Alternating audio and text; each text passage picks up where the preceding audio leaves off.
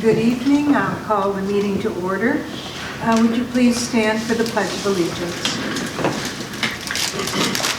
I pledge allegiance to the flag of the United States of America and to the republic for which it stands, one nation, under God, indivisible, with liberty and justice for all.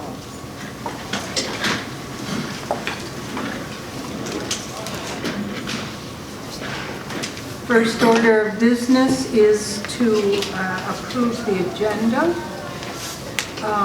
Paul and Jason, discussion.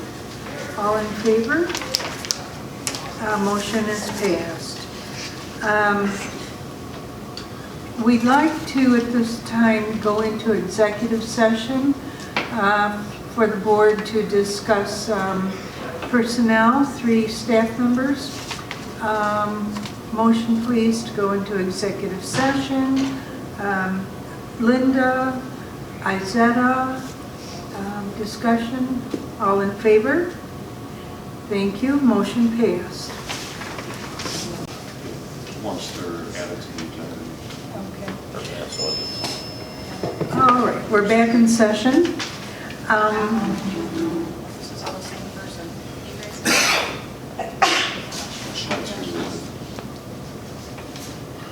We're getting organized.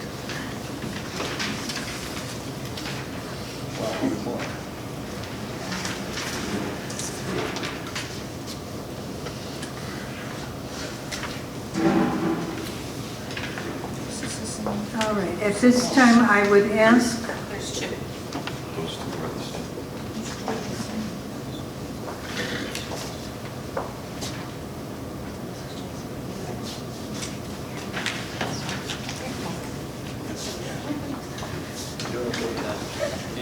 I would ask at this time for a motion to put these additional resolutions, including the green sheets, on the consent agenda. No? We'll do it at the end when we do additions. When we do the additions in the consent agenda. Oh, no? Okay. All right. That's how we typically do it. Go ahead. Do we have to give a motion to put the consent agenda on first? You can make a motion to amend the agenda. Consent agenda.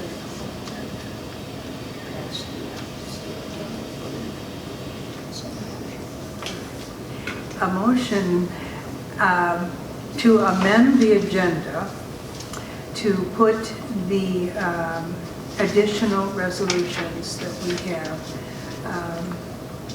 in the consent agenda. Linda? Tina? Questions? All in favor of amending this agenda? All right. Thank you. That passes. And therefore, when we get there, they will be included. Right now, we'll go back to the agenda as it stands. Was there public access to the board? No. All right. Reports. Bob is using this time on our second meeting to present the budget preparation to us for information and for us to discuss. And this last time, everything in here should be in the order we're going to discuss. Don't get too far ahead of me yet.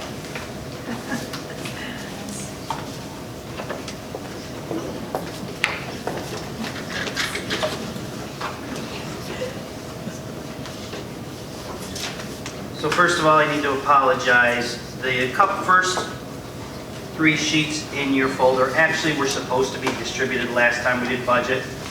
An oversight on my part. What this is I furnish this to the board every year. When we go into the budget process up front, each of the buildings are given a basic allocation for materials and supplies, books, etc. Those are based off formulas due to enrollment. So these 3 sheets are just simply the papers that are given to the principals back in November for them to start working on their budget. This does not take into account staffing or anything like that at all. And those of you that have been around for a while, you've seen these many times, but I neglected to distribute that last time. Moving on to the next piece in your folder. What we have here is our special education budget. Again, this doesn't include staffing or anything like that. We will be covering all staffing as we get into March. Specifically, we need a little bit more time to look at some different situations we've got, and we'll talk about current staff we have as well as what we're projecting for next year. But this is what's given to you every year. This is put together by our Director of Special Education. And it's similar to what we do with facilities as well as with transportation. I've given you a column just showing what we expended in each one of these codes last year, what our adopted budget was this year, and what Kelly is proposing for a budget for next year. So we've got, our equipment, contractual, etc. The bulk of the budget in this area is going to be your bottom 2 lines. And I've given a little bit of information about them down below in blue, just for your reference if you walk away from the meeting and don't remember. But our biggest expenses are due to our out-of-district placement for special education students. So the 225470 code, which is called tuition charges, and then the BOCES line right below it. The difference between the two is where the students are placed. The majority of our students, when they are placed out of district, are placed in BOCES programs, whether it's on an actual BOCES campus or maybe in one of the component districts, but it's run by BOCES. And as you can see, we do have a sizable increase, and that's based on what the needs of our students are and the placements we need to make. The tuition is when we send students to private schools for placements. And you can see we are projecting a slight decrease in that area. But overall, it's almost a 7% increase in our special ed budget. There's not a lot of leeway we have here. We could go in and we could trim a few dollars here or there, possibly from some office supplies or things like that. But most of these expenses are going to be driven by IEPs. By what now? IEPs, individual education plans. How many students does that encompass? That are in out-of-district placements. I guess my question. Between the tuition charges and the BOCES services? Yeah. I can't answer that right off the top of my head. I can look it up.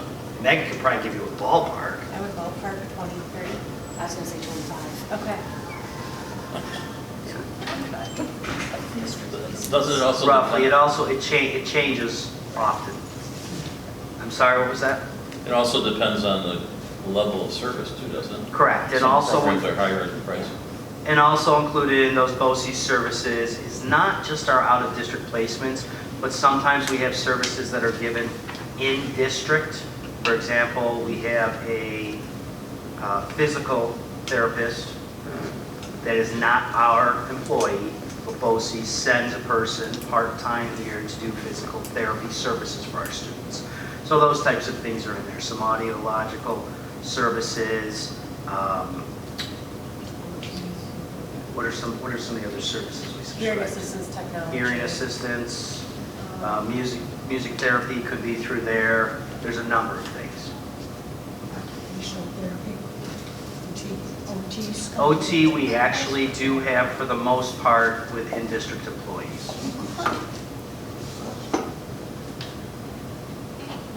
I've forgotten this, but what does STAC stand for? Staff? Staff, forms. what that is paperwork we need to file associated with our special education students. I believe it stands for system for tracking and accounting of children.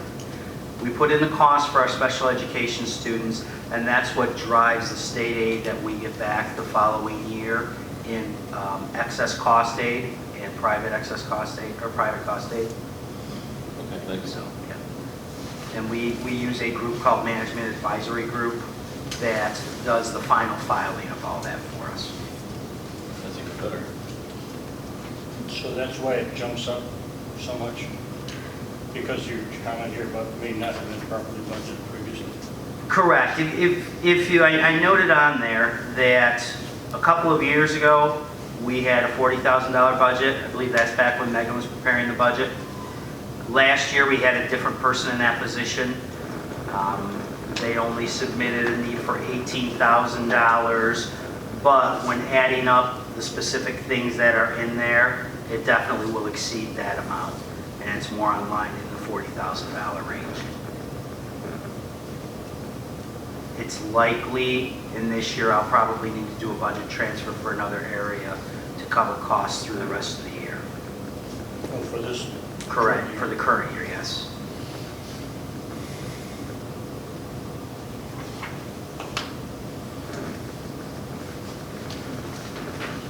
Okay, and again, this is the first draft, but any, major changes that we make as we go through the budget process, we certainly will bring to your attention.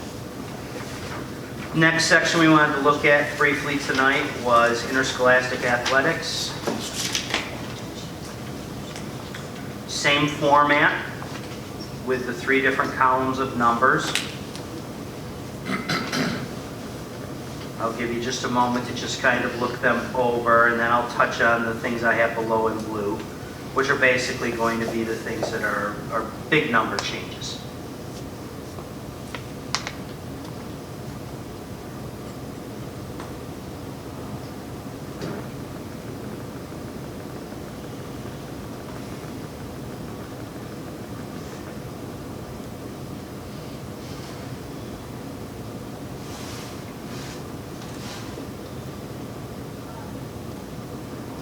One of the places you see actually a sizable decreases in the area of equipment for next year.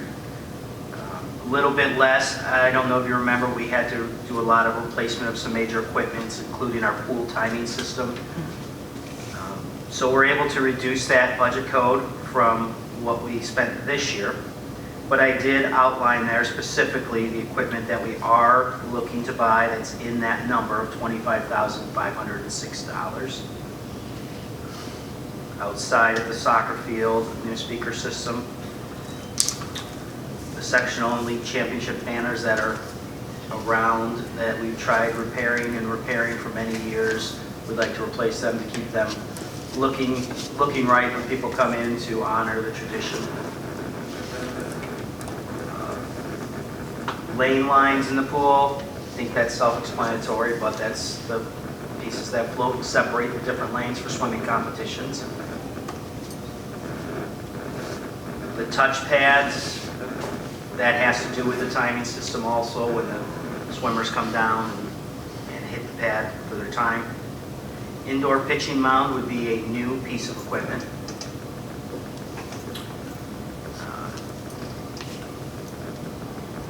New pieces having to do with the batting cage. So that's something we currently have, but we really need to replace it. And there is a proposal for a used golf cart on there for about $5,000. That was requested last year. It was not included at the time. And obviously, if we get to a point that we need to make it look at possible reductions or something, that probably will be one of the things we will look at. It would be used for transporting some equipment out there. Sometimes we have people trying to drive their vehicles around, things like that. And it also can help with monitoring for security. We have a few different supervisors on outside. Maybe we've got the person in charge that's got the key to the gate to let the ambulance in and out, things like that. We do have a sizable increase in the materials and supplies area. A couple different areas.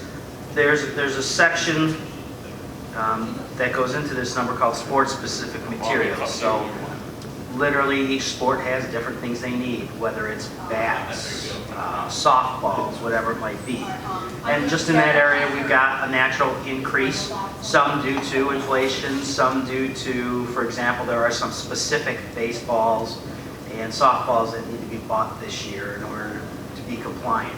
And they're a different price than what we paid in the past. So we do have a small increase there. General supplies, awards such as plaques, pins, letters, things like that. We have an increase there of about $1,000.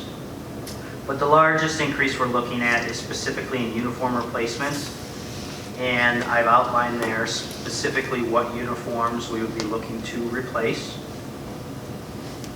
and the estimated cost of each of them.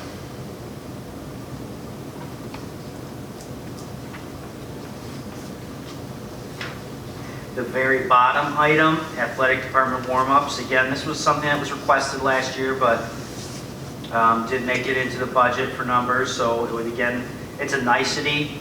It would be warm-ups that would be able to use by all the various teams, turned in at the end of each season, and then next sport would be able to use them.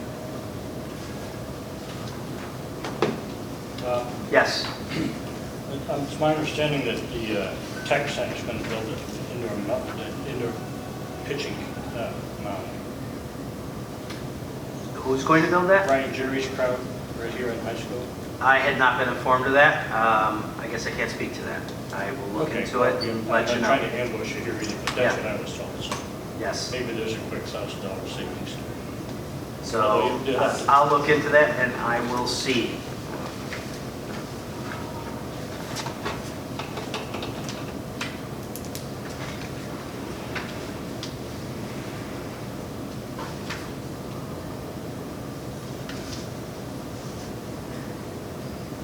Any questions on athletics? I question that golf cart thing. If it's used for multiple purposes, other than just toting golf clubs around, yeah, I wonder if it was considered,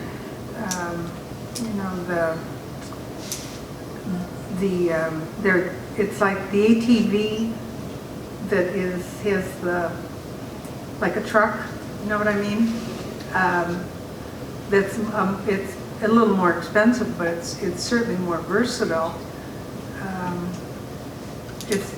And it carries stuff. You know? Yes, and I believe that we would look for a golf cart that wasn't just 2 seats and you could, like you would get out at a golf course. Many golf carts you can get that have the seat and then they have a bed in the back. Yeah. That's right.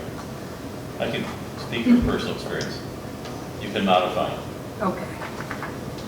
And 2 years ago, the officials had a problem with salaries and travel expenses. Is that what we're seeing with like the $10,000? There was a new contract, I believe, that went into effect last year, I believe. All right, so that's all solid now. Yes.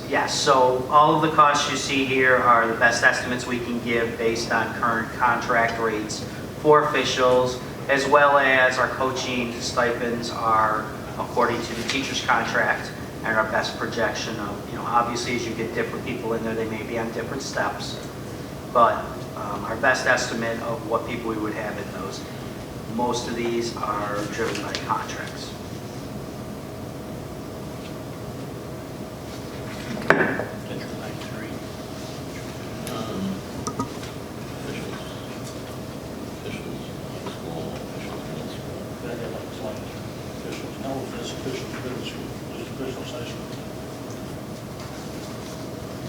Yes, most of our officials are not employees, so it's going to be down in the 400 codes. They're contractual payments. The officials are not our employees. Once in a while, we do have one of our employees serve as an official, and because they're already on payroll through us, we have to continue paying them for payroll even though it's a different role. So there's a small amount up in the 150 codes. You'll see officials in 150s, just a little bit, and it says employees. So that means that's run through payroll, but the bulk is run through contractual payments and they're issued 1099s. I know this might seem like a lot of money, however, for what we get, what the kids get from it, invaluable, priceless. Yep. And you know, it was interesting because when I was looking at the numbers of the uniforms that Robin was saying we needed to order, I looked at modified volleyball and modified soccer for both girls and boys. And I'm thinking, you're ordering 20 soccer uniforms and you're ordering 25 volleyball. That didn't make sense to me because you only have 6 players at a time on the court for volleyball. It should be a smaller number, but our participation is so high in our modified volleyball that we've got over 20 girls that have been participating. So we want to do everything we can to encourage that. Right. All right, the next one-page sheet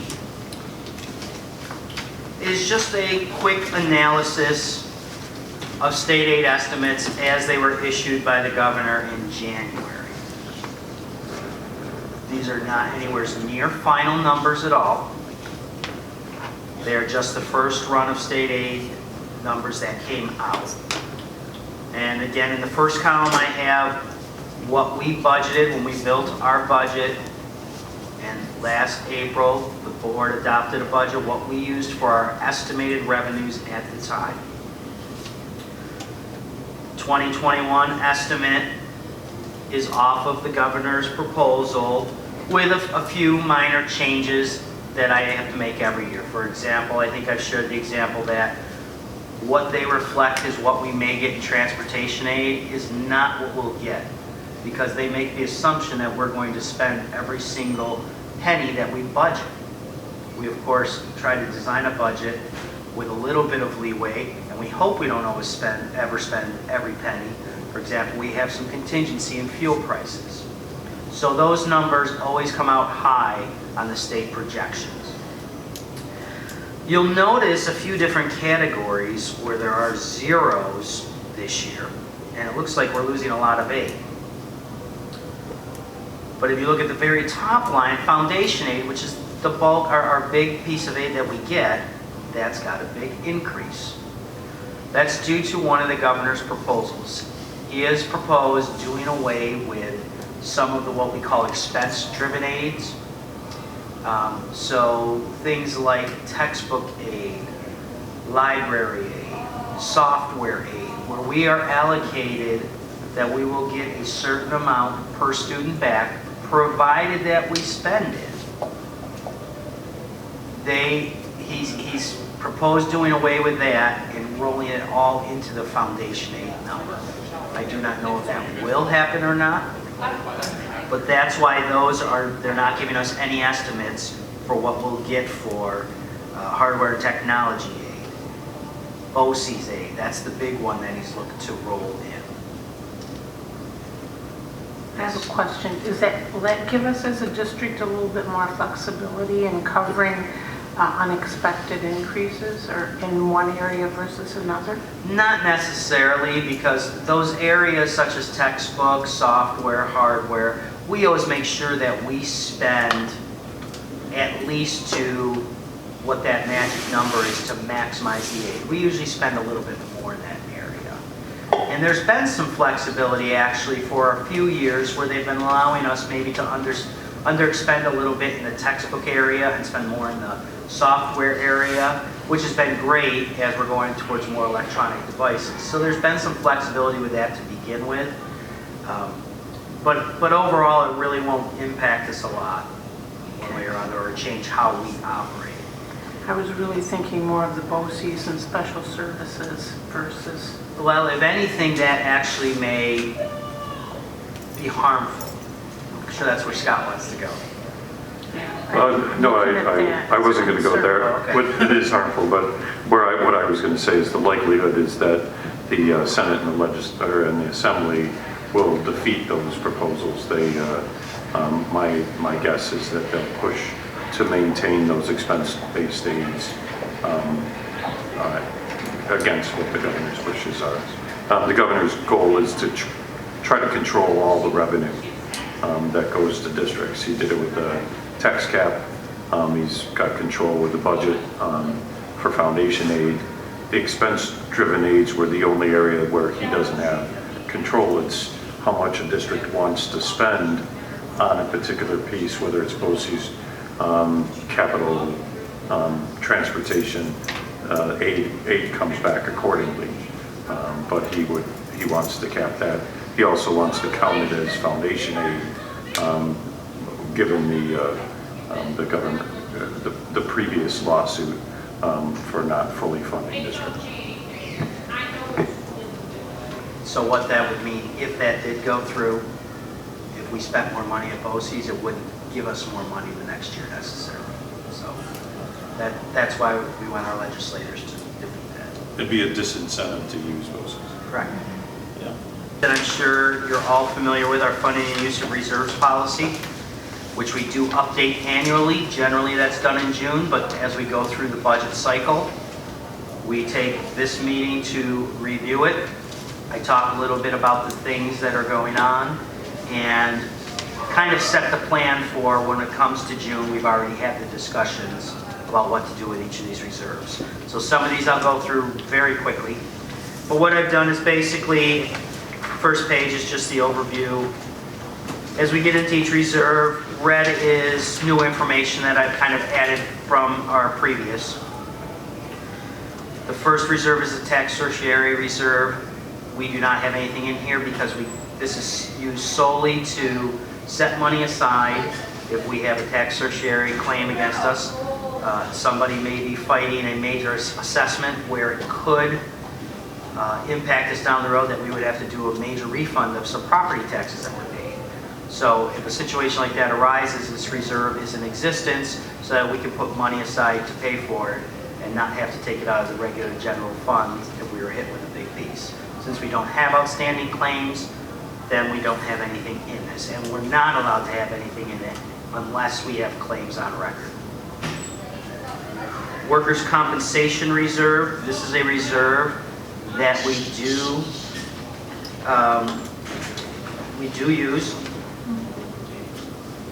If you look at the next page, it tells us what our ideal balance is. We look to have the equivalent of 1 year of our contributions to the consortium that we're part of. As you know, we're part of a consortium where we all pool the money together so that if one school district or another happens to have a number of workers' comp claims in 1 year, it doesn't make your budget spike like crazy. We spread that out across the consortium. So we look at what we have to contribute every year to that consortium, and we try to make sure we have 1 year's worth in that reserve. And you can see the history of it there. It was over $200,000, but we actually had our contributions go down a little bit in the last few years. So our current balance as of the end of January was $168,623. We did set the budget for next year for that consortium, and I do know that our contributions will be just over $175,000, almost $176,000. So we'll be contributing a little bit more than this year. So what that means is when we get to June, in order to stay with our ideal balance, we'll need to take that balance we have of 168 and boost it up to the 175. So there will be action in June to put about $7,000, depends how much interest we earn in the meantime, into that reserve to keep it at the ideal balance. Unemployment reserve is a reserve that we use every single year when we build our budget. We estimate what we feel unemployment costs may be for the next year. We, of course, build that into a budget line. And on the revenue side of the budget, we plan to appropriate that same number out of this reserve every year. If we spend more than what we planned on, we will take more than what we planned out of the reserve. If we spend less, we'll take out less. Ideal balance is a quarter of the payroll appropriations. So as we go through this budget cycle, once we establish a budget, we'll have a certain amount of dollars that are budgeted simply to pay payroll. We take 0.25% of that and that's what we identify as that ideal balance. A number of years ago, when we first started this policy, we were at 1% of our payroll appropriations, so it was a pretty significant number. But over the years, our unemployment costs have dropped significantly. So last year, we reevaluated after talking for 2 years, and instead of it being 1% of appropriations, we went down to 0.25%. In black at the bottom of this page, I've just noted a history of what our unemployment costs were. So going back to 12-13, at $26,000, you can see it went up to 57, and then it started coming down some, and we've had 0 for a couple years. Turning the page, this year to date, we've had $3,000, and we will have more before the end of the year. I do anticipate it going up slightly next year from what we had this year. So we do want to make sure that we keep this at the funded level that we've identified as our ideal balance.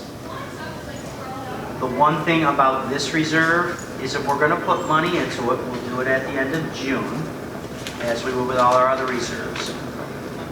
In the situations where we deem that it's overfunded, actually the statute says that we have to take money out of it. If we choose to do that, we have to do it 60 years, or within 60 days at the end of the year. So the past couple of years when we've had to take money out, we've done that action in July or August. But I anticipate we may have to put a little bit in this year, so we'll do that in June also. I know I'm going fast, but you got this to read as much as you want. Our capital building reserves, of course, you know, those are established by the voters. They authorize us to save up to X dollars for use on capital building projects. The money can only come out of that reserve when the voters approve it, and the only thing it can be used for is capital building improvements. I'm going to go right down to the discussion section. So in May of 17, the voters authorized us to have a $5 million reserve, and we've put a little over 2.6 into it so far. Remember, this is not a reserve where you can take money out and then put it back in to replace it. Once you've put $5 million in, you can't put any more in. If it comes out, it's gone, it's used. You'll have to get another reserve down the road to start saving more money. So we did put 2.6 in, but we also took out $2 million in May of 18. I believe it was 18. That may be May of 17. I apologize if that's incorrect. When we had to go out for the authorization, instead of spending $30 million on our current project, taking it up to 35, we used $2 million of the reserve to cover 2 of the $5 million. We are still able to put almost 2.4 into it before we hit that full $5 million. So once we do fill it up, we'll have about $3 million. $3 million really is not a lot of money when looking at local share on capital projects. As you know, the last one we did, which was much harder than normal, we ended up spending $11.5 million on that project. So $3 million doesn't necessarily go a long ways.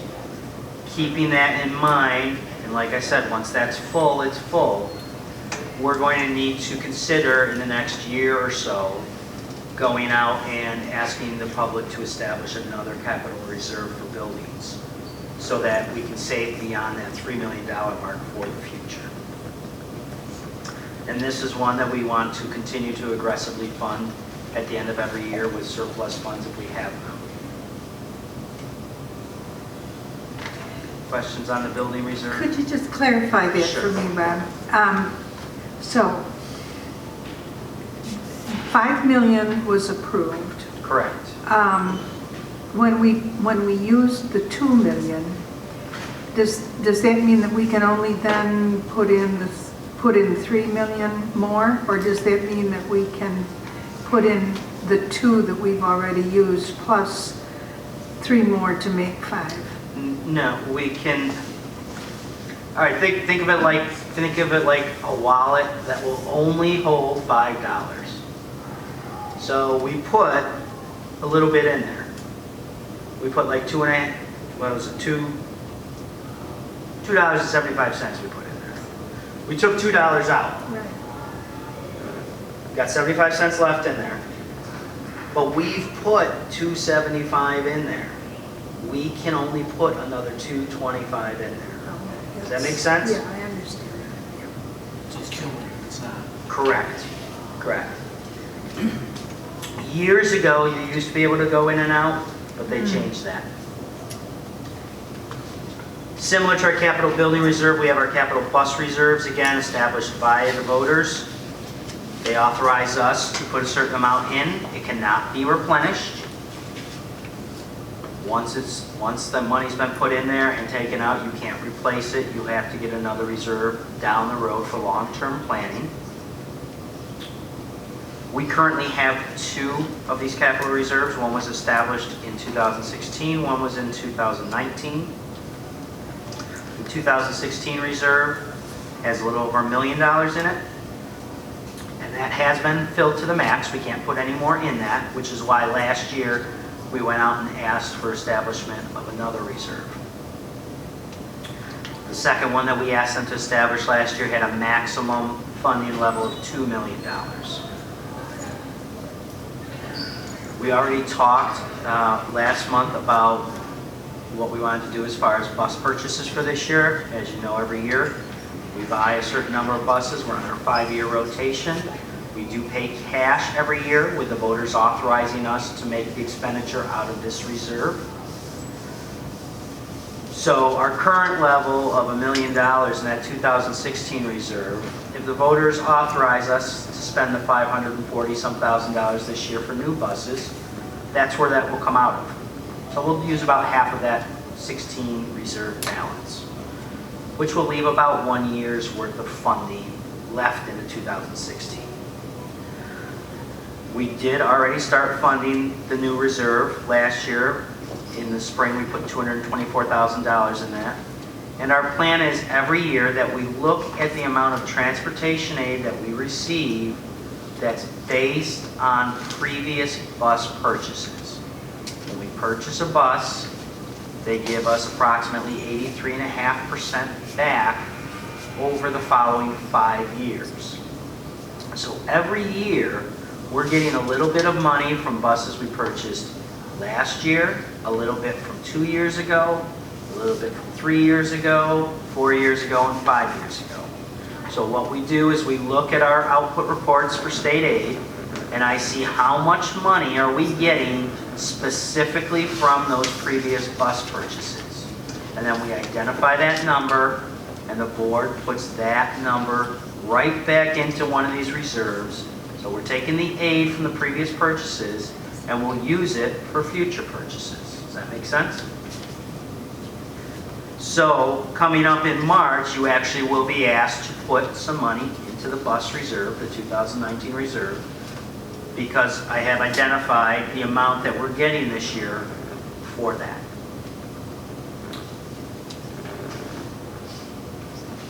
This is one that we just kind of keep rolling year after year, and we're able to fund the majority of our bus purchases with aid. There's a small gap every year of about 17% of our purchase. So every couple of years we put a little extra money in there to make up that difference. But in theory, we keep the cycle going, we'll be able to keep on our 5-year replacement. But if we, in a year, let's say last year, we took money out of the reserve to purchase buses, and let's say there was $50,000 left in the reserve that we did not use. What happens to the $50,000? Does it roll? Can we roll it over into another reserve, or do you just use it up this year? It depends on how we do our propositions. So we actually would, if we only had $50,000 left at the end of this year, the next year our proposition to go out and purchase buses. Next year, we would ask to use that 50,000 and then take the rest we needed from the new one. I see. You can, It's like a gift card.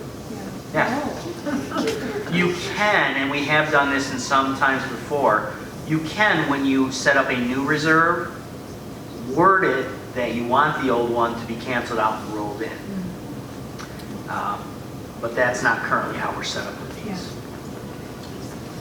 The insurance reserve, I'm going to go really quickly on because it was dissolved a number of years ago and the board didn't see fit to establish that or fund that reserve. Liability reserve. This is basically to cover unforeseen costs. You know, if we had a suit against the district or something like that. And the board established a number of years ago what they felt the ideal balance was, which was about 3% of our annual operating budget. Our current 1920 budget, if you take 3% of that, it's about $942,000. Our balance is a little bit under that right now. But when the board set these guidelines up, they made the commitment that they wanted to, if we had the funds available at the end of the year, continue to fund that reserve at a level of $90,000 per year until we hit our ideal balance. So we're getting close, where if we continue with that plan and at the end of this year put $90,000 in, give or take, we should be very close to our ideal balance. Obviously, if something arises and we take money out of that to fund some type of a settlement or something like that, which sometimes we do access this if we have settlement agreements with employees, etc. You may have in the resolution that we're funding this out of this reserve. So obviously, if we take some money out, that means that's more we'll have to replenish down the road to hit our ideal balance. Questions on that one? Cybersecurity was a scary thing. Huge exposure. And we do have insurance, but there still could be more exposure. Costly. The Employee Benefit Accrued Liability Reserve is next, many times referred to as EBLAR.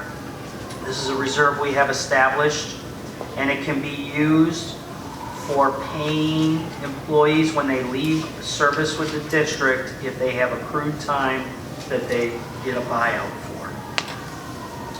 So for example, many times there are retirement incentives, and if the employees have a certain number of days when they retire, they may get a buyout of those days or maybe put into an account or something like that. Those can be funded out of the EBLAR reserve. So we keep a spreadsheet in the business office of all employees, kind of what their balances are of days accumulated. You look at various age ranges for when they may potentially be coming towards retirement, and we identify what our exposure is, and that is actually a number that shows up on the audit every year as a liability.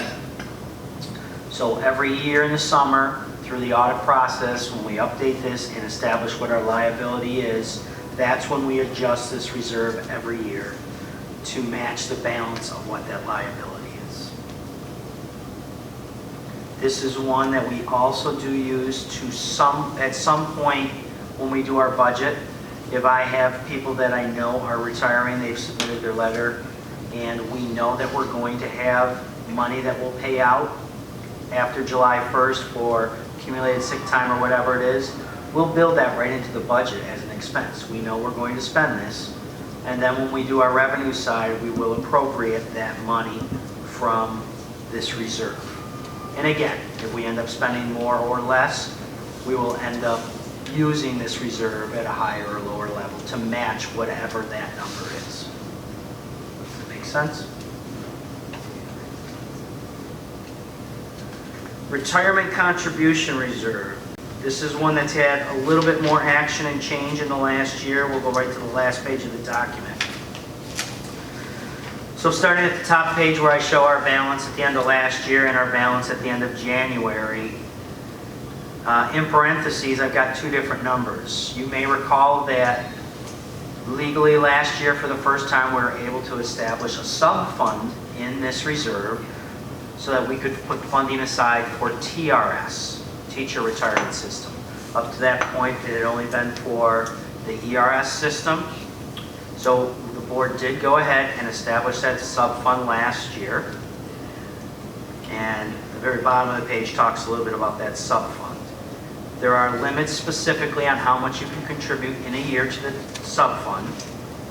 It's 10% of teacher salaries in the prior year, so we did fund that full number at the end of last year. And there's a limit on the total amount you can have in there. So basically, going forward, we want to make sure that we do fund that at the maximum amount we're able to every year, 10% of what the teacher salaries were for the prior year.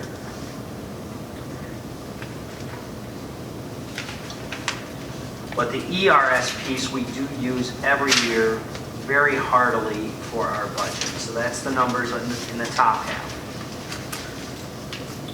What I did there is I listed out, going back to 9-10, what we spend every year for our ERS expenditures. You can see in 9-10 it was $196,000. Really hit some high numbers, 11, 12, 12, 13, 13, 14, it was over $400,000.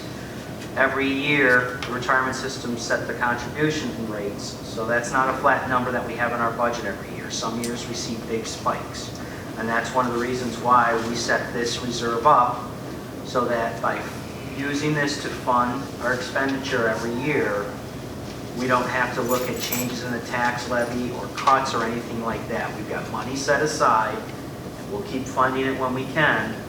And when that number gets high, we're just taking more out of the reserve. When it's a lower number, we're just taking less out of that reserve. I have estimated our 1920 cost to be about $316,000. As I noted up top, we have a little bit under $900,000 in it now. So if we spend $316,000 out of that, we're down to only a couple years worth more funding out of that reserve. So this is one that we will continue to fund. We haven't in a couple of years because it had a sizable balance and we spent it down every year using it as an appropriated reserve. But it's time that we need to start putting some back in. We put a little in last year, but we need to be a little bit more aggressive with it if we want to continue using it every year to fund this cost. I know that was a ton of information in a short time. On the teacher reserve, I agreed that our maximum contribution was $197. So we authorized that last time. Last June. And you're asking to do that again. Well, we will. This June, it'll be a different number. It'll probably be slightly higher because in theory, I assume our payroll appropriations or our teacher salaries a little bit more than the year before. But come June, yes, we'll want to put 10% into that reserve again, yes. So that 197 is about 10% of the teacher salary. Correct. Okay, what's the goal for the total amount of it? Well, if you look up in the first black part where it says TRS sub-fund, Right. it says total balance may not exceed 10% of teacher salary. I'm sorry. 197 is not 10%. It's roughly 2%. I apologize. The 10% is the total you can have. You can do 2% in a year. I apologize for that. So the goal is 10%? The goal is, yes, we would want to maintain that up to the 10%. But we can only do it 2% at a time due to how it was just set up last year. Got it, thank you. Good question. Thank you. And as questions arise, if you look through this in closer detail, please don't hesitate to reach out to me. That's it for tonight. Okay.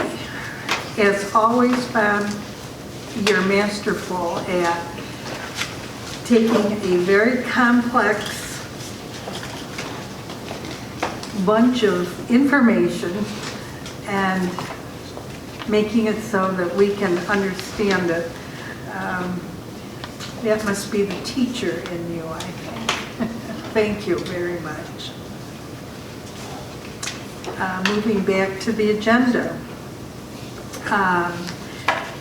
Scott, do you have something you'd like to?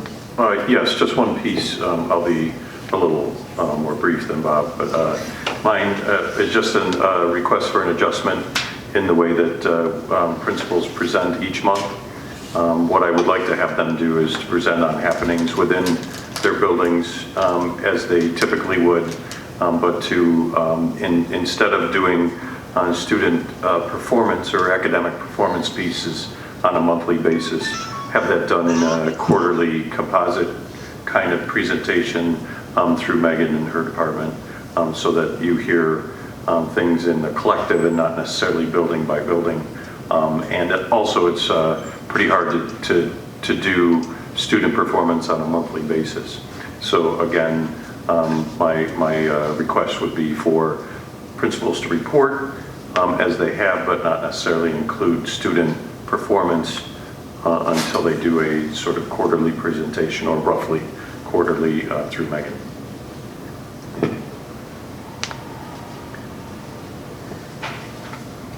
As I remember, principal reports and director reports, when I first came on the board, they were much less in-depth. And then as we moved into being a focus school, things got a little more crucial to everyone, and the reports were much more detailed. So happily, we're not that focus school anymore, that we can get back to what we should be doing. So, thank you.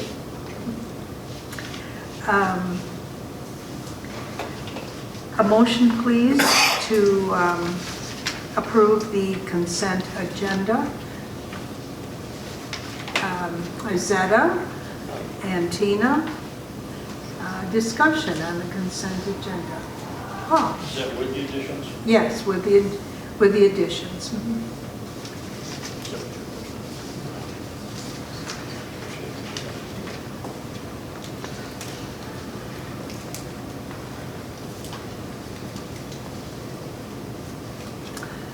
Hearing nothing, all in favor?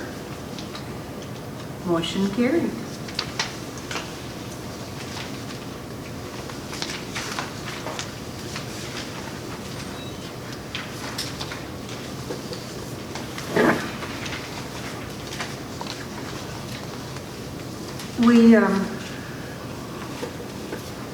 We had some items left on the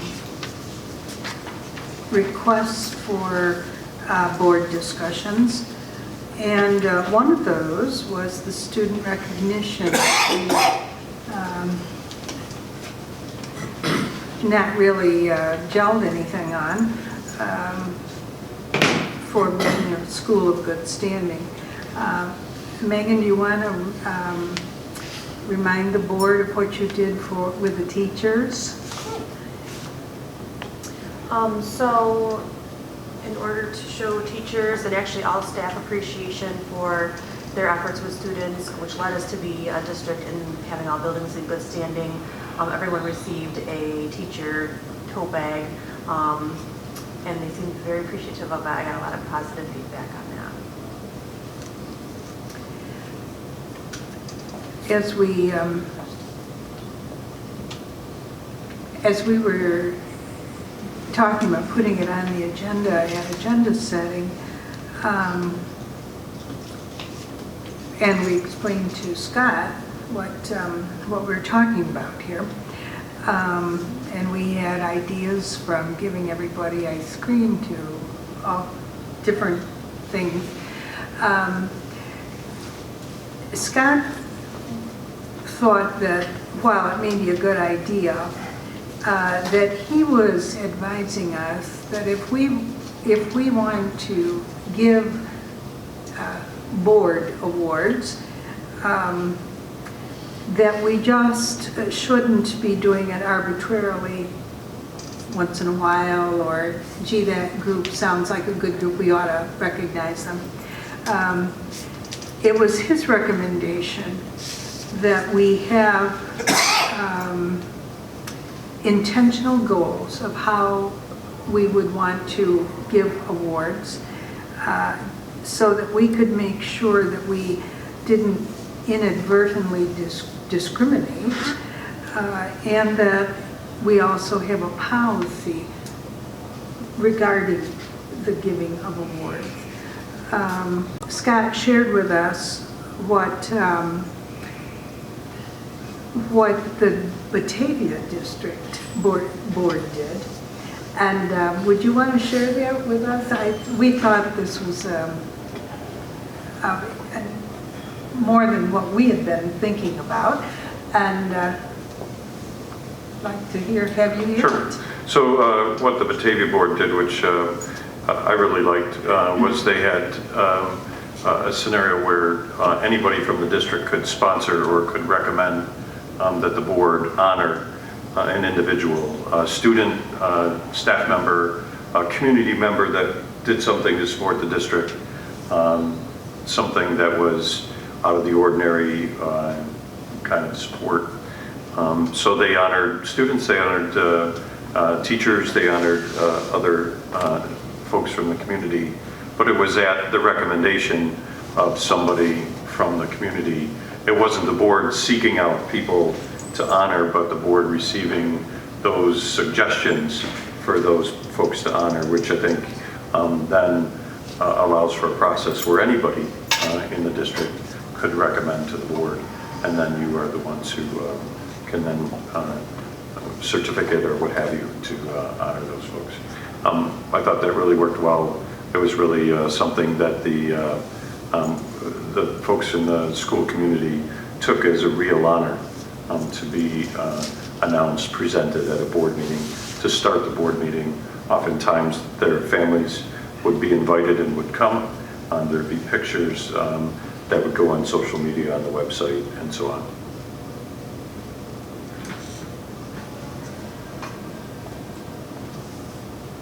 Thoughts? Comments? Paul? This is our discussion time. So What was the award? Was it like a plaque or a document or something? Yeah, it was a certificate.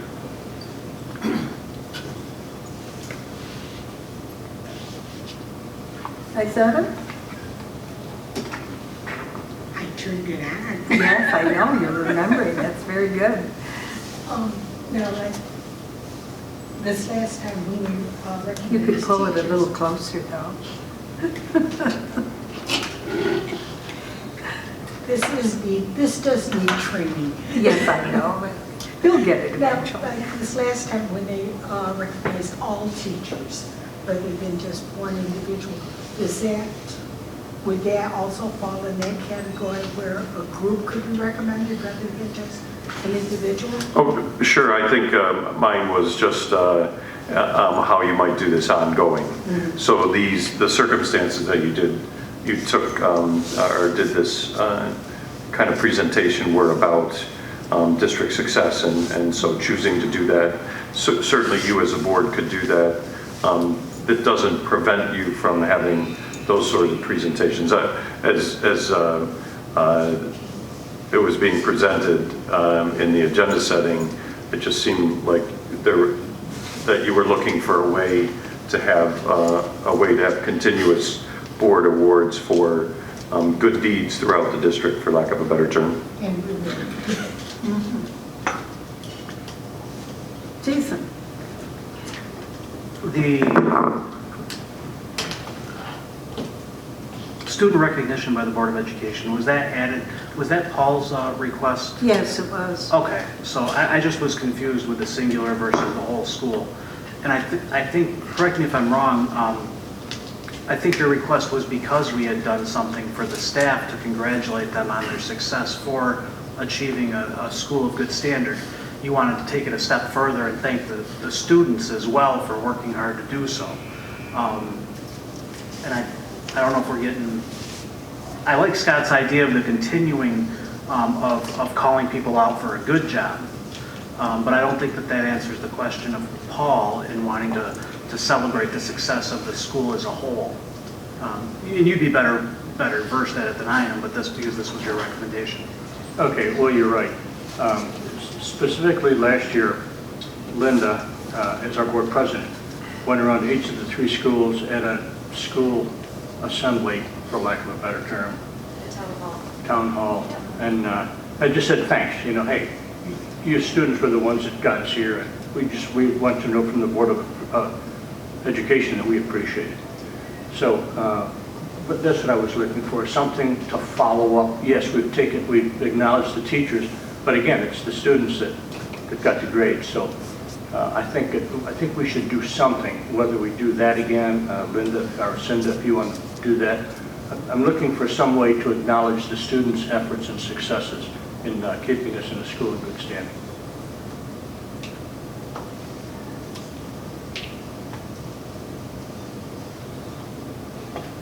Let's all think about it and see what we come up with. So knowing that you wanted to do that, I did bring it up at the principals meeting 2 meetings ago, just to get the principals' input about what they thought students might appreciate from the board. And there was a list of things that I had provided. I don't know if you want me to mention those. Would you? But one idea was the possibility of each student getting a letter sent home from the Board of Education commending them for their effort and their progress, with a ticket to redeem an ice cream or chips or something through the lunch line. And then that was one idea. Another idea was to possibly have board members, hand out ice cream as kids go through the line, that sort of thing. But then I made the disclaimer that I didn't know what the board's budget was. And then the other idea was, maybe each student getting an NRW Scholar t-shirt from the board. So those are some of the ideas the principals came up with, if you want to talk about those. Bob would have to tell us how much money we have. We don't, probably not much, knowing how Bob tightens down our budgets. Probably shouldn't ask him. Don't ask Bob, he's too squeaky.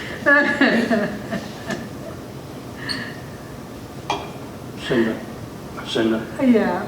was the t-shirt, we would give every student a t-shirt? That was the thought. Okay.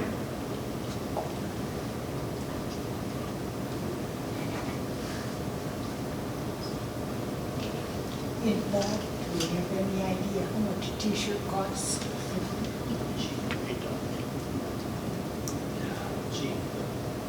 He says cheap, so. So I'll be the person who throws caution out here.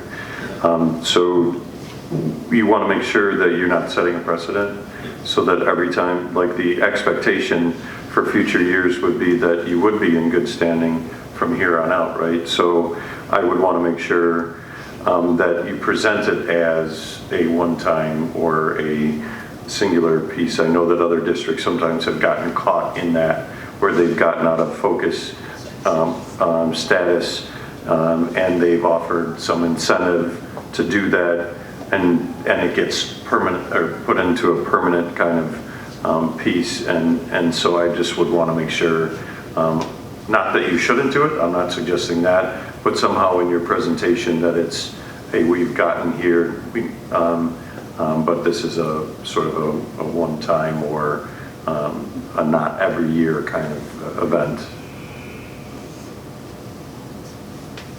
Huh? What was the second idea?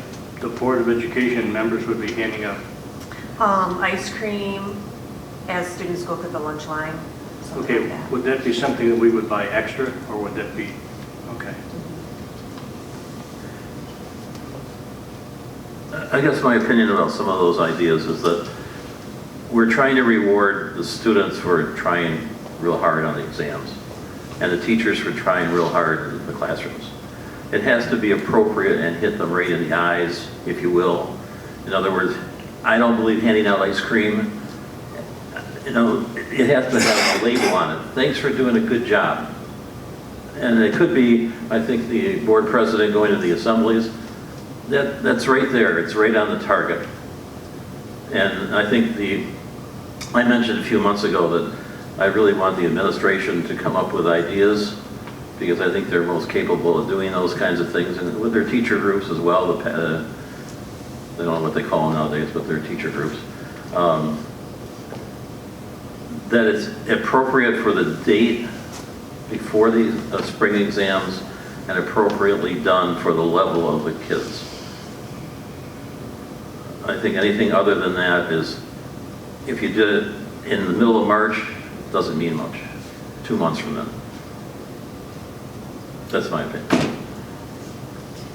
You're saying before they take their state tests, is that, or after? What are you saying? I'm saying before they Before. take the test, a week, 2 weeks, whatever it is, and say, you've done a great job last year, let's do it again. And then they remember that and what the importance of taking that test is. If we did it too early, do all kids, do kids remember why they're taking the test and why it's important to them and to the school? I mean, we want to instill pride. We want to instill the idea that they're doing it for themselves as well as for the school and their teachers. And that should be done, I think, not the night before the exam, several weeks before the exam.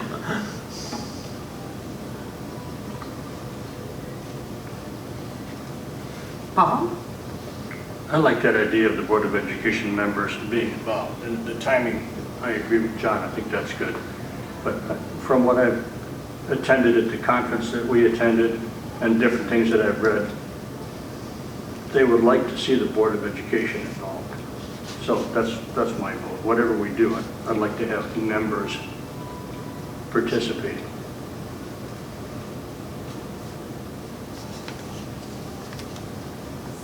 We can do that.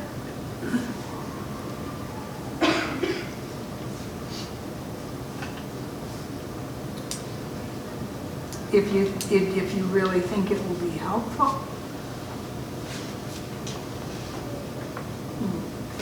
They certainly don't have a clue what a board is. They know what a teacher and a principal is. They hardly know what a superintendent is. And, we're even less known. Hey, question. Tina? Has anything been done at the building level by the administrators? What's this? What's been the celebration at the building level? So the middle school did have a celebration, although it wasn't for all students, it wasn't for growth. It was for students who achieved the 3 and 4s on the tests, and they got ice cream, and they were able to invite a staff member who had helped them achieve success. But the 1s and 2s were just, is that still done under MTSS? Are they still using that? Are they still using that format? No, I don't think that came through MTSS. I think that was something that Mark had planned. Okay. But no other building? No. Was anything done in either the high school or the elementary? Not that I know of.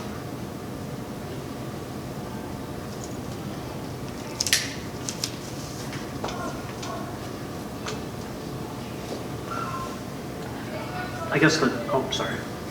But that's why I suggested several months ago that somebody bring to us a plan that's realistic and timely, and then we could discuss a plan. And you'd like Because to- they're in the trenches, they Yeah. know the kids, they know their buildings. Did you have anything planned, Megan, or? No, what I did was I asked the principals what their input would be of what students would appreciate from the board, and the ideas that I just shared are what the principals came up with.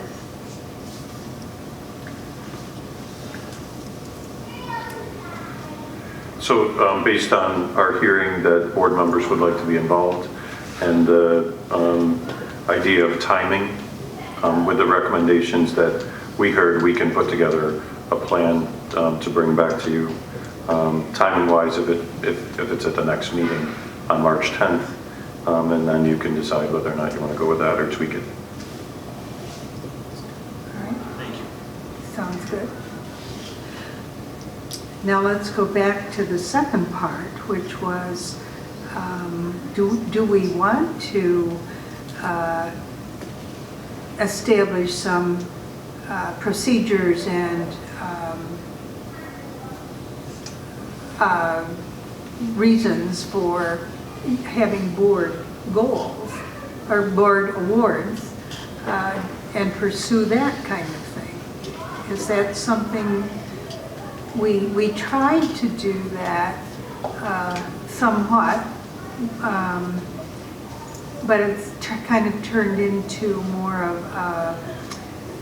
of seeing things in the buildings when we do our tours and that kind of thing.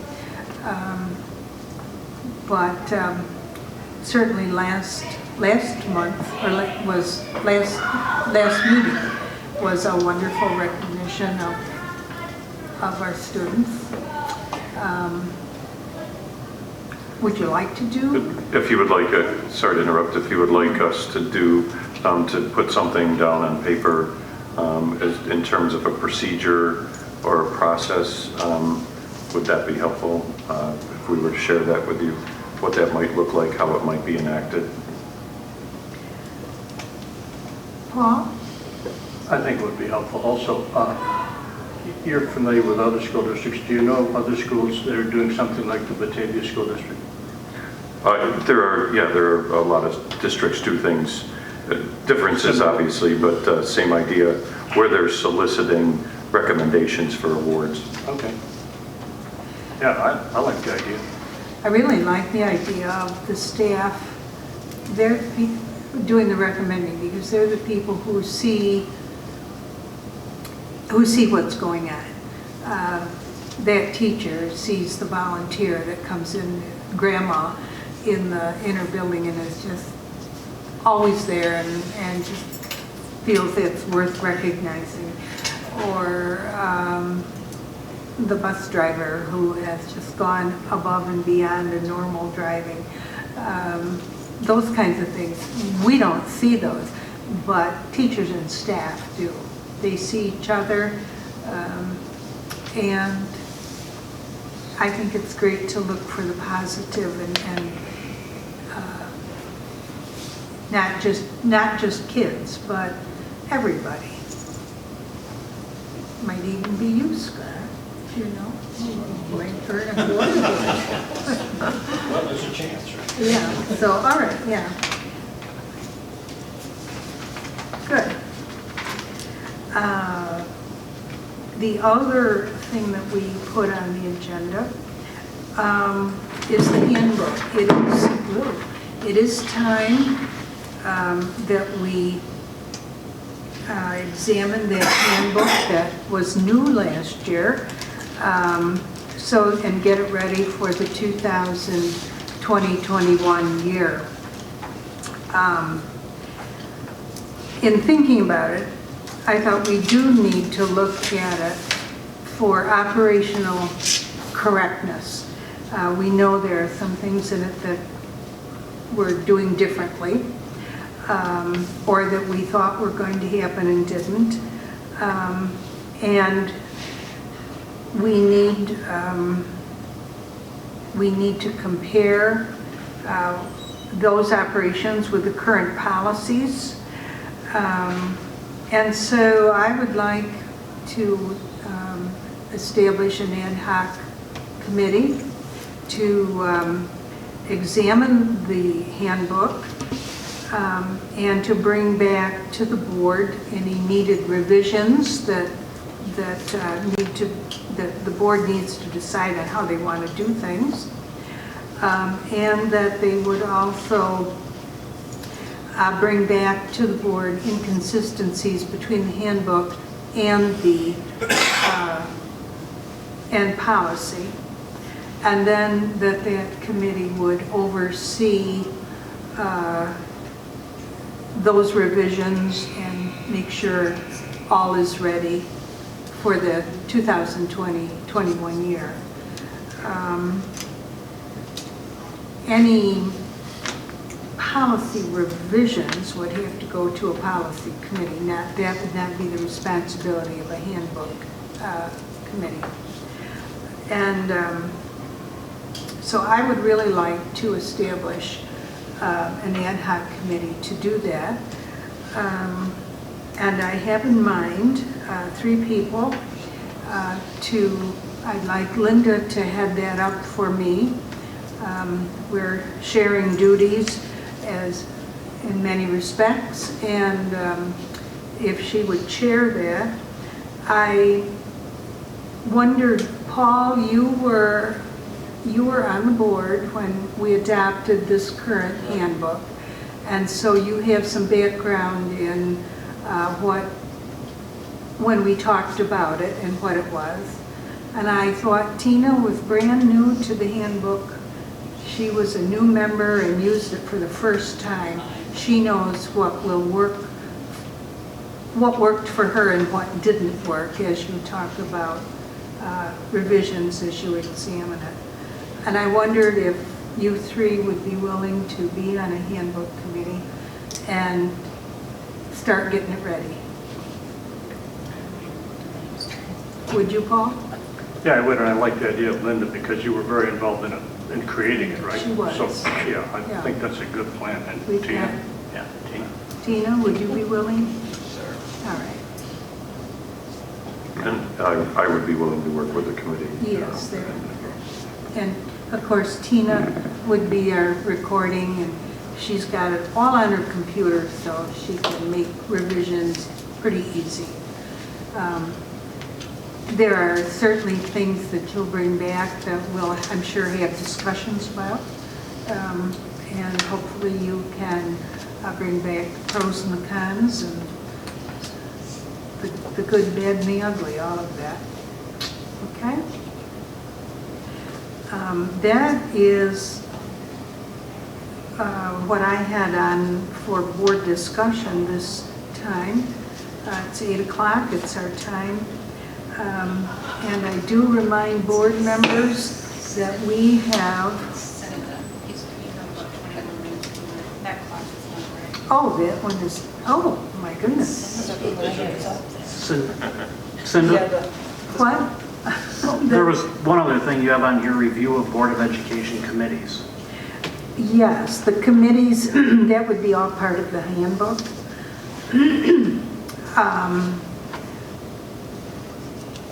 Because that was in the handbook.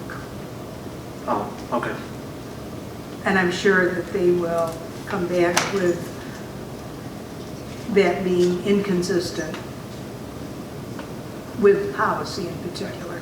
Yeah. And whether or not the board at that point wants to change all that, that's going to be up to the board. Can I ask one question about the handbook? Sure. Just because I saw what we were going to be talking about tonight in relation to the handbook, it comes back to the Community Relations Committee. That's a standing, according to the handbook, operating committee. And it states during the standing committee meetings will take place at the second meeting of the month. Are we going to discuss community relations tonight? Was there a particular thing in community that pertained to that you wanted to discuss? Well, no, because we haven't met, so I just didn't. Well, no, you're not a committee. This is the committee. Well, no, I understand that, but, okay. There was, yeah. The community relations was put in there. And at this point, I don't believe the board hasn't had any particular things that they wanted the community relations to go off and do. So we haven't established that members of it, which they would become an ad hoc if there was something particular to do in that area. But that's, in June, that's not what we talked about. In June, we said that the entire board would be taking over the responsibilities of that committee, and we'd be discussing it during the second meeting of the month. We did do a lot of discussion in the fall. Right now, we've moved on to budget. I'm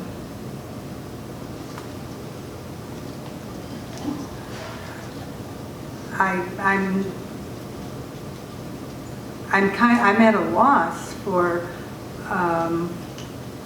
what the board has talked about that would warrant activating anything with concerning community relations.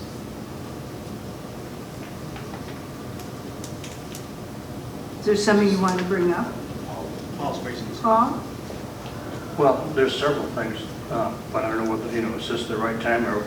Well, Again, we are a committee and we are the Community Relations Committee. I'm cool. We've got 20 minutes. Yeah, okay. Okay. So a couple of things along that. Again, from the convention and from, one of the first things I was handed when I became a board member was this telling your story. And I'd like to read a little, just a portion of this in the introduction. It talks about aging population and other trends that mean fewer adults are having school-age children. In terms of impact, this means public schools can do a great job of teaching students and communicating with parents. And I think, I'm pausing, but when we were doing those discussions, I think we came to the conclusion that we do a pretty good job of information out to the teachers, students, and parents. Is that kind of what everybody agreed? Yeah, we okay. did. And not the teachers, the schools. And parents. Yeah, Yeah, I mean, okay. that's done with our staff. Yeah, I think we do a Yeah. pretty good job of that. So that was, excuse me, so teachers, students, and communicating with parents. And here's the key, and still miss 70% of the people upon whom on our support we depend. Lacking relevant first-hand knowledge, voters are going to rely on news coverage, neighborhood gossip, water cooler discussions, and other personal experiences to fill in the gap. So simply doing a good job is no longer good enough just to get information out to the parents and to the students and teachers. So we have to do a good job and tell parents and the public about it on a daily basis.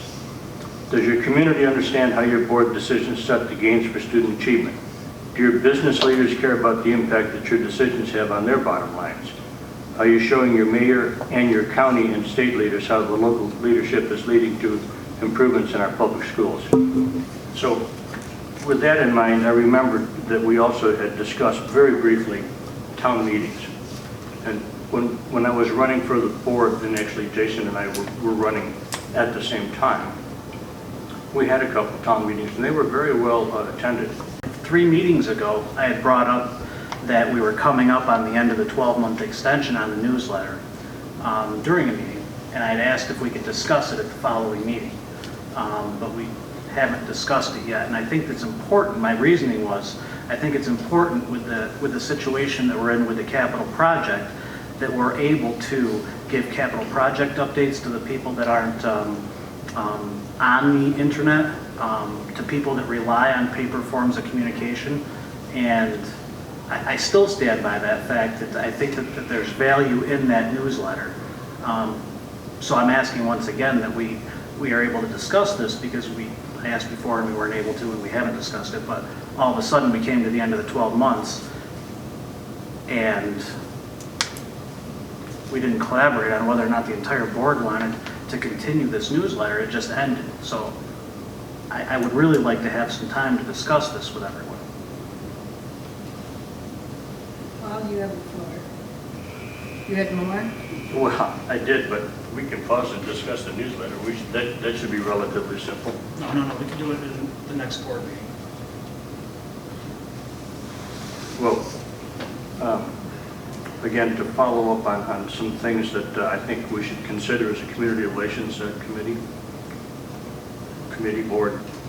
At the convention that we attended back in October, the Lions superintendent, who I understand, by the way, is departing at the end of the school year, he had a great presentation on what he did and what the teachers did at the beginning of the school year. I would like, and again, I'll make it a resolution if we should, but I'd like to invite the Lions superintendent to come and give us a presentation on that. It took him about 30 minutes at the convention.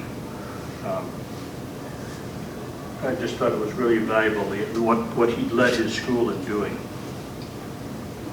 Another thing that I would like to do, if I could get permission or whatever the right answer is, remember how I said I only report honor roll and dean's list of the ones that I get. In other words, I don't omit anyone on purpose, but if I don't know it, I can't announce it. So what I would like to do is, Dan DeRocher works for the Lakeshore News, and I know Dan just from church. I'd like to be able, again, as a representative of the board, can I speak with him about how we can get more newspapers to get their information to the Lakeshore News? Because that's the right procedure. More? That's all I have with regard to community relations.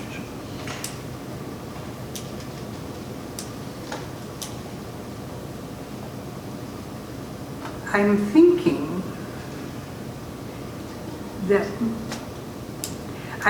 that perhaps we've gotten into operations and not,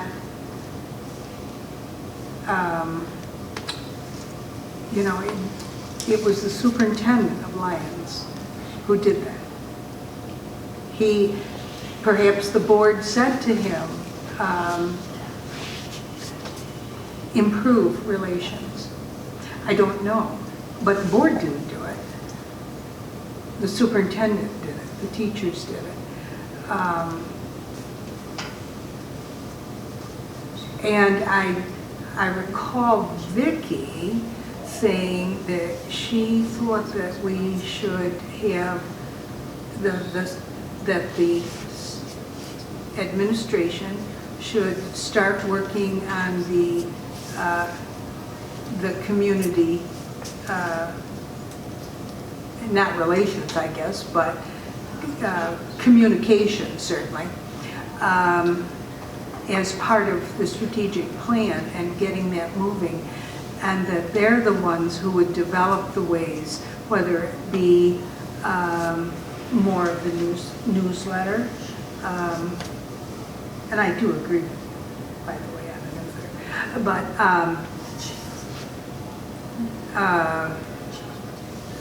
getting more communication to parents and to the community. I don't know. Am I reaching here or what? As you were talking, Paul, I was making notes, and same with you, Jason, because those are what you were saying is kind of the guidance that you would give a superintendent to go out and do the work. Not necessarily that you would do the work, but if you said, gee, we'd like to have the students we honor, can you check? Yeah, that's what we do. We have a public relations firm that works with us, or BOCES, through City BOCES, that does that work. So we can task them with a much of what you're talking about. So really it's, as I see it, is your sort of the guidance to say, here's what we'd like to see. As you hire a new superintendent, that would be one of those things to look at and say, well, as a question in your interview process, what would you do, or what would you look towards with community relations or relationships with the public to carry that message for the district. So it's not that you shouldn't have involvement, but I think some of what you're talking about are things that you want to task the superintendent and your administrative team with carrying out. Certainly, and I think that's exactly right, and I think that unfortunately it's being misunderstood. I don't think that either one of us want to take on the tasks of doing these things. All we're looking for is a committee to discuss options to bring back to the board, and if they agree, task the superintendent with, and only if the board as a majority agrees, task the superintendent with implementing these ideas. Right. So it's not a matter of any single person on the committee of doing anything on behalf of the school district. It's talking about ideas such as the town hall meeting. Can we implement a town hall meeting? Do 4 out of 7 of the board members agree that we should have a town hall meeting once or twice a year? If they do, okay, Mr. or Mrs. Superintendent, can you set this up? That's all we're talking about. It's not a matter of doing the legwork ourselves. I agree. Maybe that's the discussion that that handbook committee can work on, to say, what is the process with which the board members come up with suggestions or direction, maybe that's a better term, for the superintendent and the administrative team to carry out. So how do you coalesce around that? Bob? Well, being that I'm on the committee, that sounds good. Yeah, but what I understand is there's a difference between district communication or district telling your story and board. And maybe I'm wrong, but that's sort of the impression I get from this. And with regard to the Alliance superintendent, yeah, but it was to the NISBAs, in other words, it was to Board of Education members. So the presentation, I think, would still be appropriate, even though, of course, yes, we wouldn't be doing what he did. It would be a presentation to us so that we could hear what was done, and then perhaps test a new superintendent. Just, again, it's an idea, it's my suggestion. We're discussing community relations, so he had a really good presentation. John, you were going to speak a few minutes. Yes, I truly believe that we're hiring a new superintendent, and not that we should discuss his contract right here, or her contract. However, that could be a goal that we give that superintendent for their evaluation. Okay, so they have to do certain things to satisfy the board, and it doesn't, and it's a procedural type thing then, like, I would disagree. I don't want to see the Lions superintendent necessarily, but I think the superintendent should talk to the Lions superintendent and glean out the information that's appropriate to North Rose-Wolcott. I think a lot of these things are procedural. I like the idea of the brochure. I always have the newsletter, excuse me. I'd ask if there's money in the budget for it for next year. And we haven't built the budget yet. Yeah, okay. But I truly agree, and I did bring up a political thing a while ago, but I truly believe in it. If you proclaim that the district, the virtues of North Rose-Wolcott, and you proclaim it over and over and over again, which is not hard to do, that the taxpayers, the community members, the parents are going to say, this is a good place. But I think we need to have that done. I did a little survey of my recent Lakeshore News, the one that came out last week, and we had, I think, zero information in there about North Rose-Wolcott. There was Hannibal and Markville and Red Creek. I think we had one little piece in one of the pages. I mean, it was little. So to talk to Dan DeRocher, he's a nice guy. He'll try his hardest, but if we don't give him things, he's not going to put them in the paper. There again, that's administrative. That's administrative job to get that done, whether it be the principals putting things into a single to a single person, and that person gets it to the papers, or whether it's done individually, I don't know. That's not the procedure isn't my responsibility. Well, we hire one person, and that's the superintendent of schools. Yep. And that should be the goal should be consistent no matter who sits on the Board of Education. And you see, if a couple members leave, there's a new ideas come in. And they should then relate as a group what they want that superintendent to do. And I agree 100% with you. Over the course of the last 2 years, I know that getting public news or North Rose-Wolcott news stories into the local papers is something that Paul has talked about at board meetings all the time.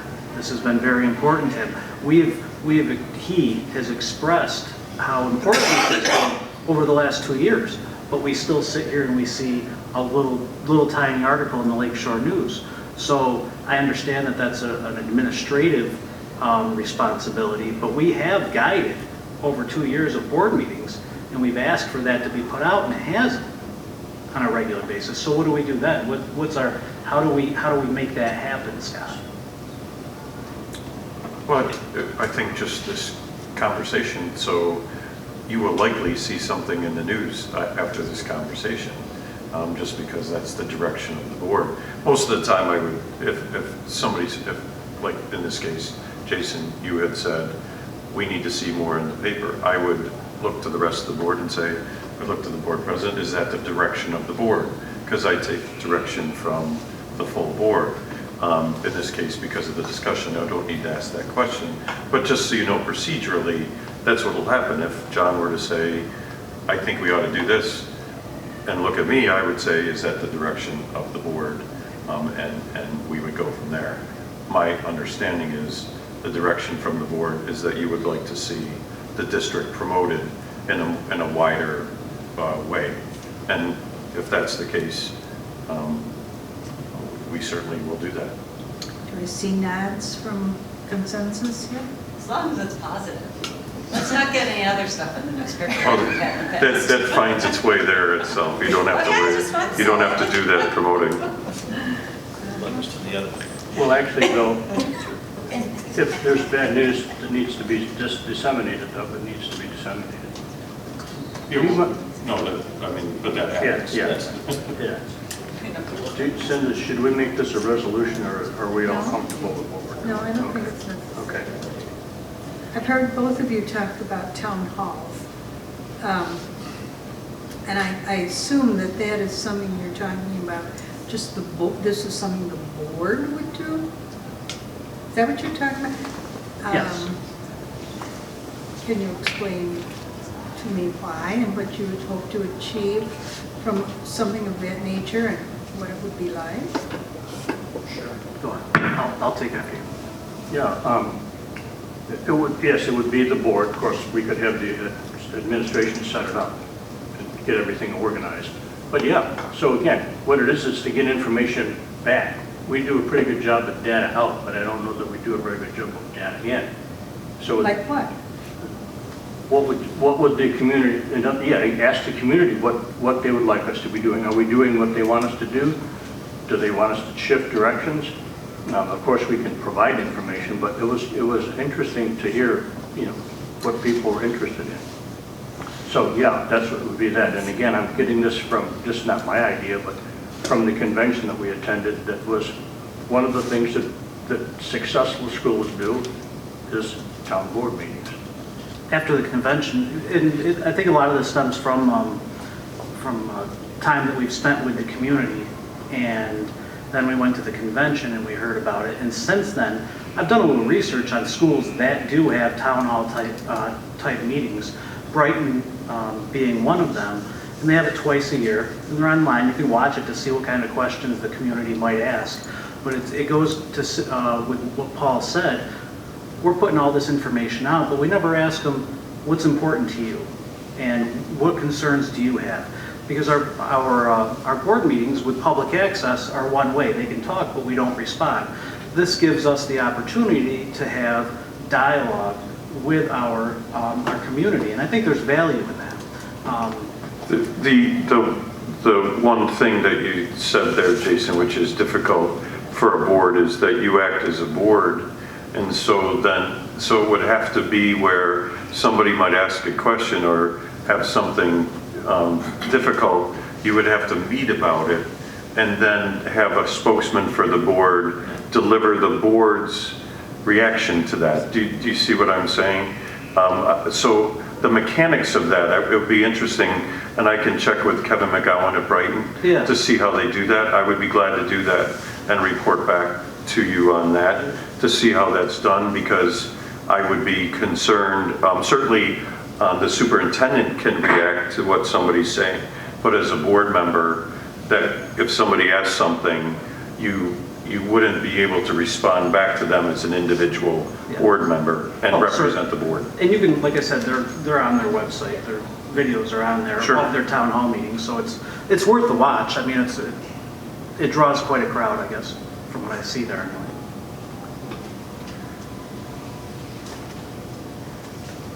How do you control what is, I'll say, philosophical or in direction, and not just complaints about the bus comes too early, or that teacher wasn't nice to my kid, or my kid doesn't get enough playing time, you know, how do you control, because the board wouldn't want to get into operational things, we couldn't. Oh, certainly, and I think that you would direct them, that you would advise the superintendent to further look into it at that point in time. But I guess, you know, operating out of fear and not allowing... It's not fear. Well, I'm not criticizing you for that. I'm saying not having that type of meeting out of the fear of what someone's going to say is fear. And I'm not saying you're fearful, I'm just saying we're choosing not to do that because we don't know what someone's going to say. I think we do a pretty good job I'm at this asking school. you, how do you control that? Lucinda, do you want me to, how about if I check with Kevin? Okay. Do you mind if I do that? Because they may have some structures or safeguards or guidelines to push that. Because I would have the same kind of concern. You wouldn't want to mislead people into thinking that that's what it's for. So they must have some way of sharing what the purpose is and that sort of thing that I can certainly find out and bring back. That's it? What would be the difference between a town hall meeting and the... No one can hear you. I turned it on. You turn it down. You turn it down. Turn it up. There you go. Okay, I turned it on, honest, the green light is on. What would be the difference between a town hall meeting, except the amount of time presented, and our portion of the meeting where the public can come and address us? We don't respond there either. I think that's what I'd want to find out to see what. Can I make a recommendation? Sure. I think between now and the next meeting, everyone should just spend some time and go online and watch one. What better way to see how it goes and see how it operates than take an hour and watch it on their website, and then that'll probably answer a lot of the questions that everyone has.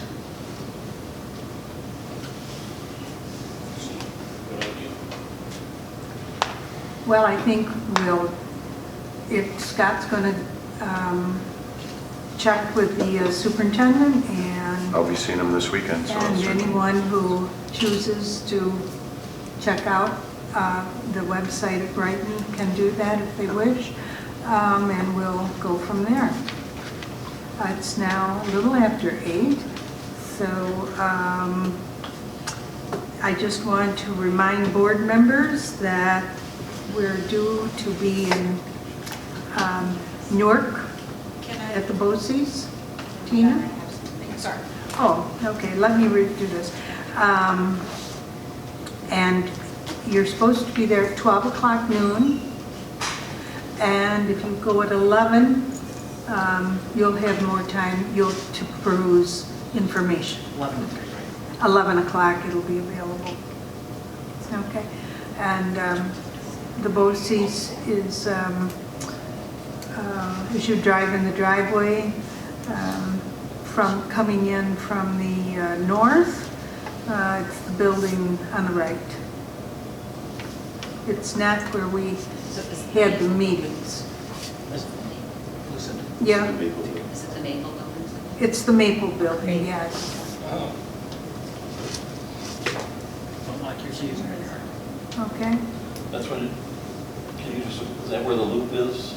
Yeah, you come in the loop, and there's a parking lot on the right, and it's the building on the right. Toward Kathy Boyd's office. Coming in off, is it Maple? Boyd's office is in. Pardon? It's Maple, yeah. It's right there. Okay. Tina? The next meeting on March 10th will be held here at the high school in the auditorium due to things going on at the elementary school. Oh. So just so you're aware of that. And also, Robin is getting shirts for everyone in the district through a grant, right, Megan? Yes. Yeah, It's part of our healthcare consortium. And she would like to get the board a t-shirt, but I need your sizes, so if you could email them to me ASAP or give them to me before you leave, so I can make sure we get the right size for you. Thank you. Cindy, are we going to have time for adding agenda items for next meeting, or should those be emailed? Well, yeah, we can. Okay. I'd like to set aside time for discussion on that newsletter. On continuing the newsletter. Okay. That's it for now. All right. A motion to adjourn? Oh, Paul? Yeah, for future agenda items, and it doesn't necessarily for the very next meeting, but maybe for the... It would be our discussion Yeah. meeting, yeah. I think it's time that we take a look at the strategic action plan. I think, so this is my recommendation, and I don't know how we do this, whether the board decides whether we accept this as an agenda item, but I'd like to start reviewing the strategic action plan, perhaps one quarter or one section at our second meeting of the month, and see how how we're aligning with that. I know we did this 2 years ago. We had an update, but I think so. Again, that's my recommendation. So when I talked earlier about Megan and the team reporting on a quarterly basis or so, that would be aimed at those strategic plan items. Is that what you were talking about, hearing information on those?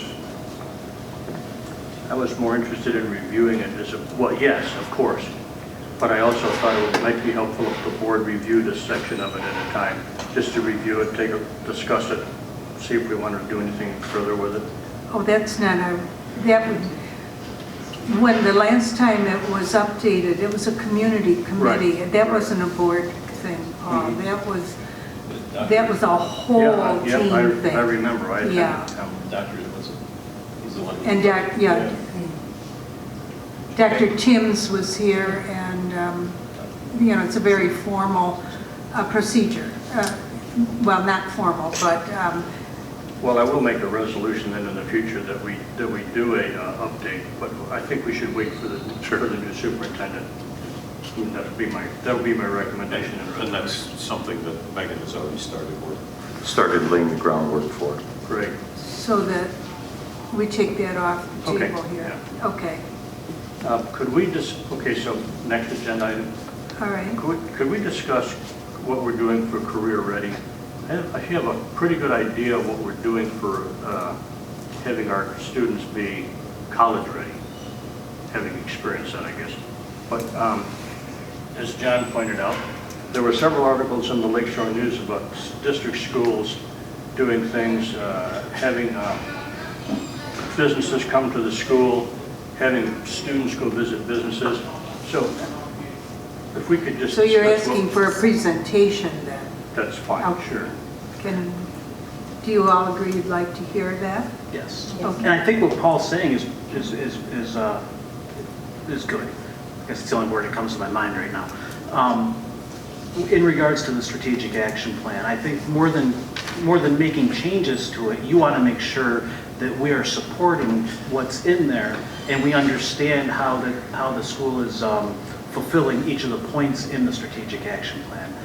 Because tell me if I'm wrong, maybe... No, you said it better than I did. Yeah, so that's being career ready in the strategic action plan is a bullet point.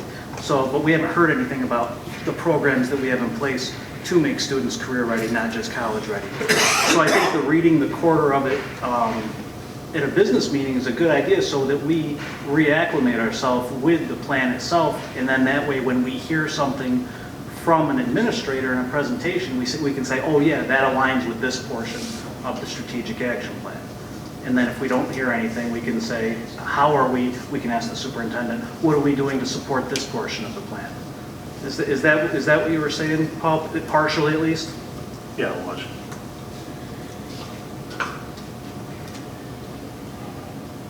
Seems to me that's leaving the community out, but I haven't really thought about that too much. The strategic action plan was developed by community resources, and it should go back to the community resources if we feel that that's the need. Oh, but we're not asking for a change in it, John. Yes, sure.